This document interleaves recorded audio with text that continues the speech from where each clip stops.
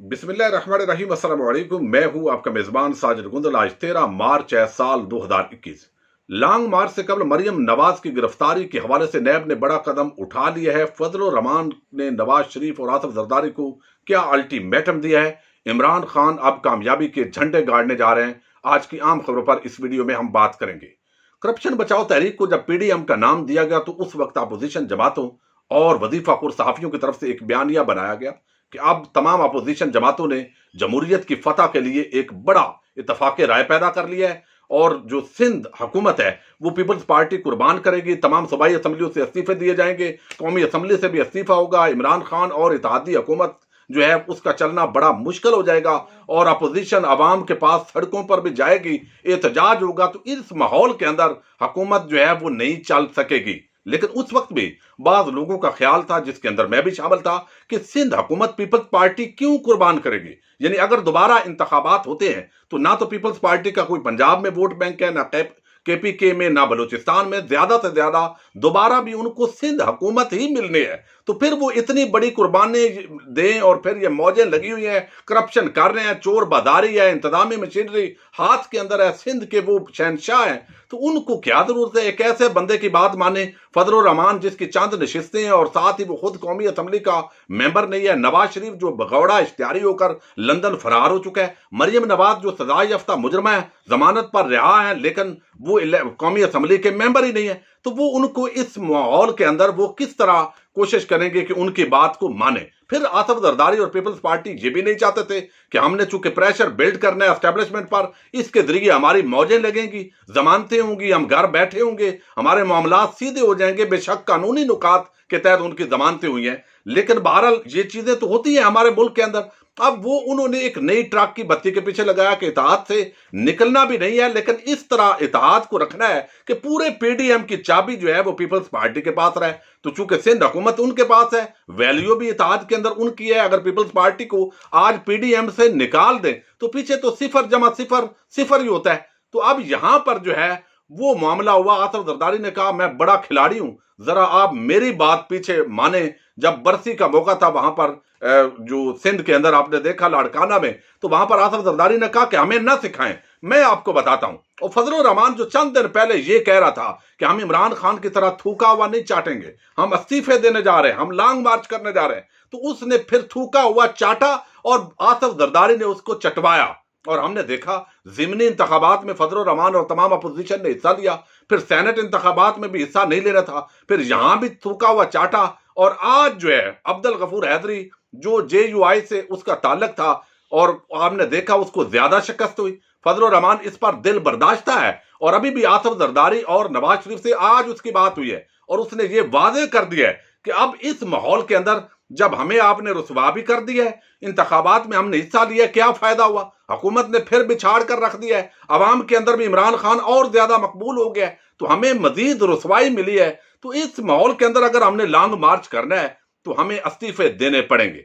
अगर सिंध असम्बली से peoples party resign नहीं करती, बाकी जो असम्बली हैं, पंजाब असम्बली और नेशनल असम्बली से नून लीग और बाकी पार्टियां रिजाइन नहीं करती, तो इस लॉन्ग मार्च का कोई फायदा नहीं होगा। हम इस्लामाबाद में बैठेंगे, 10 दिन बैठे रहेंगे, 20 दिन बैठे रहेंगे, तो क्या होगा। अल्टीमेटली हम डिमांड ही करेंगे रिजाइन दे दो। अब चूंकि एतमाद का वोट प्राइम मिनिस्टर ले चुके हैं, सेनेट के अंदर अक्सरियत आ चुकी है, तो हुकूमत जो है वो मजबूत होती दिखाई दे रही है। और अब इमरान खान कामयाबी के झंडे गाड़ते हुए आगे एतमाद के साथ पाकिस्तान के अंदर तरक्याती काम करवाने के हवाले से लोगों की डेवलपमेंट की तरफ तवज्जो देना चाहते हैं। अपोजिशन जो है वो टकरे मारती रहे, लेकिन वो चाहते हैं कि अब आवाम के हकीकी जो मसाइल हैं, जहां पर पीपल्स पीटीआई ने लूज किया है और आवाम की नजर के अंदर महंगाई, गवर्नेंस के इश्यूज हैं, उनकी तरफ बढ़ा जाए, ना कि रोज अपोजिशन के साथ टांग अड़ाकर बैठा जाए।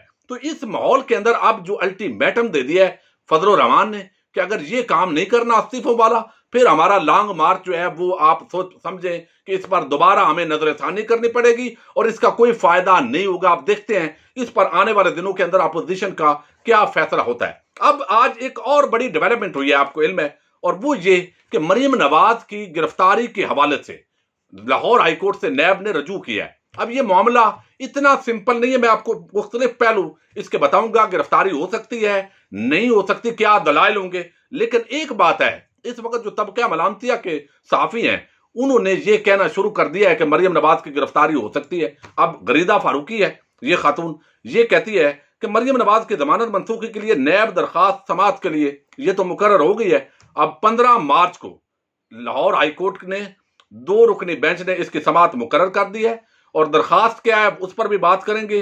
अब कहते हैं कि बज़ाहिर लगता है कि हुकूमत के खिलाफ अब किसी अगले इकदाम को रोकने का, खासकर लॉन्ग मार्च को मरियम नवाज की गिरफ्तारी की तैयारियां की जा रही हैं। अहमद मीर कहता है कि ये जिस तरह का माहौल है, अभी गिरफ्तारी के लिए जो है वो नैब का रजू करना, इसका मतलब है सियासत के अंदर और ज्यादा तलखी पैदा की जा रही है। अब यहां पर जो है ये बात तो करते हैं। अब नैब ने जो दरखास्त की, दरखास्त उनकी सिंपल है। उन्होंने कहा चौधरी शुगर मिल्स रेफरेंस के अंदर जो आपने जमानत दी थी लाहौर हाईकोर्ट ने, और मुलजमा जो है वो हमारे साथ तावन नहीं कर रही। चौधरी शुगर मिल्स का रेफरेंस भी है और भी केसेस हैं जिसके अंदर हम उनको बुलाते हैं, पहले एक हमला भी कर चुकी हैं वो, और वो तावन नहीं करती। जमानत जिन ग्राउंड्स पर दी गई थी अब वो ग्राउंड्स बरकरार नहीं रही, लिहाजा आप मेहरबानी करें इसकी जो जमानत है वो मनसूख की जाए ताकि नैब अपनी कार्रवाई कर सके। अब मैं इसका पूरा थोड़ा आपको समझाना चाहता हूं मामला क्या है। यहां पर उन्होंने ये इस्तदा की कि मरियम नवाज अपनी जमानत का नाजायज फायदा उठा रही है। मरियम नवाज को तलब किया जाता है लेकिन वो पेश नहीं होती। मरियम नवाज के खिलाफ चौधरी शुगर मिल समेत दीगर केसेस में तहकीकात जारी हैं। अदालत मरियम नवाज की चौधरी शुगर मिल में जमानत मनसूख करने का हुक्म दे। अब इस पर 2 रुकनी बेंच तश्कील पा गया है। एक जो है जस्टिस सरफराज डोगर साहब हैं और मोहतरम जस्टिस असजद गुराल साहब। ये 2 रुकनी बेंच है जो 15 मार्च यानी परसों सोमवार को इस दरखास्त पर समाअत करेगा। अब इसके हवाले से ऑलरेडी क्या फैसला हुआ, चूंकि बहुत सारे दोस्त ये अक्सर पूछते थे कि मरियम नवाज को क्यों गिरफ्तार नहीं किया जा रहा, उसका बुनियादी वजह मैं आपको हमेशा बताता हूं कि नैब और इस माफिया का गठजोड़ है। अवाम को दिखाने के लिए मामलात और होते हैं। ये जो पूरा रेफरेंस है ये 2018 के अंदर कुछ चीजें सामने आई। थोड़ा इस चौधरी शुगर मिल जो है इस केस को समझने की कोशिश करें। मुस्लिम लीग नून के दौरे हुकूमत के अंदर 2018 में माली अमूर की निगरानी करने वाला इदारा FIA और दीगर इदारों के सामने मनी लॉन्ड्रिंग एक्ट के तहत चौधरी शुगर मिल्स की भारी मशकूक ट्रांजैक्शन सामने आई और बाद अक्टूबर 2018 में नैब की तफ्तीश के दौरान ये बात सामने आई कि नवाज शरीफ, मरियम नवाज, शहबाज शरीफ और उनके भाई अब्बास शरीफ के अहले खाना के अलावा अमेरिका और बरतानिया से ताल्लुक रखने वाले कुछ गैर मुल्की इस कंपनी में शराकतदार हैं। अब ये जो कंपनी के अंदर ये शराकतदार हैं, इस पूरे मामले के अंदर जो है वो शराकतदार तो वो बने हुए हैं, लेकिन इसके साथ ही वो कहते हैं चौधरी शुगर मिल्स में साल 2001 से 2017 के दरमियान गैर मुल्कियों के नाम पर अरबों रुपए की भारी सरमायाकारी की गई है और उन्हें लाखों रुपए के शेयर दिए गए। इसके बाद वही शेयर मुतअद्दिद मरतबा मरियम नवाज, हुसैन नवाज और नवाज शरीफ को बगैर किसी अदायगी के वापस किए गए हैं, जिससे ये नतीजा अखज किया गया है कि कंपनी में भारी सरमायाकारी के लिए गैर मुल्कियों का नाम इसलिए बतौर प्रॉक्सी इस्तेमाल किया गया है क्योंकि शरीफ खानदान की जानब से सरमायाकारी के लिए इस्तेमाल की जाने वाली रकम कानूनी नहीं थी। अब बैरून मुल्क के लोगों को रकम वही घूम फिर के जो ब्लैक मनी है उसको वाइट करने की कोशिश की गई, मनी लॉन्ड्रिंग की गई। फिर टीटीज यहां पर आई, इसके अंदर मरियम नवाज और सारे नवाज शरीफ, अब्बास शरीफ, ये सारे जो इनकी औलादे हैं वो इन्वॉल्व हैं और फिर नैब ने गिरफ्तार किया। उसके बाद उसकी रिहाई हुई और रिहाई जिस मौके पर हुई वो नवाज शरीफ को आपको इल्म इलाज के नाम पर हुई, लेकिन उसके साथ और भी वजूहात थी। ये मैं आपको बताना चाहता हूं किस तरह का गठजोड़ होता है। अब जब मरियम नवाज को जमानत पर रिहा कर दिया गया इस ग्राउंड पर कि जनाब एक तो उसका वालिद बीमार है, लेकिन दूसरा जो मेन नुक्ता है वो ये कि नैब ने अभी तक चौधरी शुगर मिल्स रेफरेंस के अंदर जो है वो रेफरेंस दायर ही नहीं किया। इस केस के अंदर जो उस पर इल्जामात है रेफरेंस, वो कहा गया वकला की तरफ से कि जब रेफरेंस दायर ही नहीं हुआ तो उस वक्त तक गिरफ्तार करने का कोई फायदा नहीं है। और जो नैब है उसने अभी तक भी रेफरेंस दायर नहीं किया। बाद एहतसाब अदालत लाहौर ने यह केस दाखिल दफ्तर किया। इस बुनियाद पर अदालत ने अपने फैसले में कहा, जो जवादुल हसन जायद साहब हैं, कि नवाज शरीफ, मरियम नवाज और यूसुफ अब्बास की लाहौर हाईकोर्ट से जमानत मंजूर हो चुकी है, जबकि नैब की जानब से चौधरी शुगर मिल्स रेफरेंस अभी दायर नहीं किया गया। रेफरेंस के बगैर केस की समाअत करना अदालती वक्त का ज़िया है। एहतसाब अदालत ने अपने फैसले में केस की फाइल रिकॉर्ड रूम भेजने का हुक्म देते हुए करार दिया कि तीनों मुल्जमान को रेफरेंस दायर होने के बाद होने पर तलब किया जाएगा। अब यहां पर ये इतना मरियम जो है उसकी गिरफ्तारी की यकीनन ये एक कोशिश जरूर है नैब की तरफ से, और नैब पहले सोया रहता है, और जब ऐसा माहौल बन जाता है कि मुखालफ पार्टी इल्जाम लगा सके कि ये नैब न्याजी गठजोड़ है। अभी चूंकि मरियम बहुत ज्यादा गुफ्तगू कर रही थी, इदारों पर हमले कर रही थी, इमरान खान के लिए मुश्किलात पैदा कर रही थी, और आगे लॉन्ग मार्च आ रहा है, इसलिए मरियम चूंकि बहुत बड़ी लीडर बन गई है, इसलिए उसको अब जेल में डालने के लिए हथकंडे इस्तेमाल किए जा रहे हैं। ये इस माहौल के अंदर नैब जब कार्रवाई डालता है किसी भी सियासी रहनुमा के खिलाफ, तो वो रहनुमा मजलूम बन जाता है, और ये पाकिस्तानी कौम के खिलाफ एक बहुत बड़ी साजिश भी है और जुल्म भी है, और ये हमें देखने की जरूरत है। ये बेसिकली जो कहते हैं नैब न्याजी गठजोड़, यही तो माफिया और नैब का गठजोड़ बादी नजर के अंदर नजर आता है। अब यहां पर देखिए, अब मरियम को बुला लिया, उनके जो वकील है अमजद परवेज, या अभी तो वो सेनेटर बन गए, दूसरे